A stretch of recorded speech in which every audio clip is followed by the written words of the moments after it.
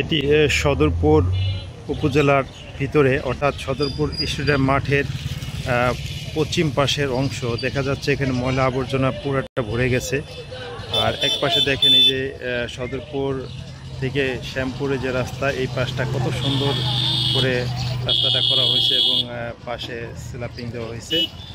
ওই সামনে হলো আপনার সুইচ গেট, আর এই সামনে হলো বাজারের অংশ। তো এই যে জায়গাটা দেখেন, এই জায়গাটা যদি পানি থাকতো, সুন্দর পানি, আর এই যে এখান দিয়ে মানুষজন হাঁটা চলাফেরা করতে পারতো, অথবা বিকেলবেলা একটু বসতে পারতো, আড্ডা দিতে পারতো। এই মাঠের এই সাইডটা, মাঠের এই পাশটা মানুষ একটু হাঁটা চলাফেরা করতে পারতো, অথবা এইখানে বিকেলে একটু আড্ডা দিতে পারতো, বসতে পারতো, বিকেলে একটু সময় কাটাতে পারতো। এবং এইখানে যদি আপনার পানি থাকতো তাহলে পরিবেশটা অনেক সুন্দর লাগতো।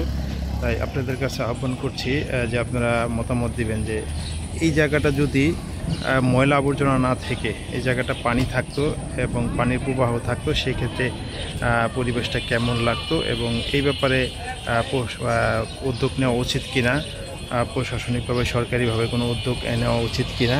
এই দেখেন এখান দিয়ে হলো কৃষ্ণপুর মোড় হয়ে এখান চরবদ্দর্শন চলে গেছে রাস্তা, আর এইখান দিয়ে আপনার চলে গেছে, এই রোডটা চলে গেছে সদরপুর থেকে কৃষ্ণপুরে।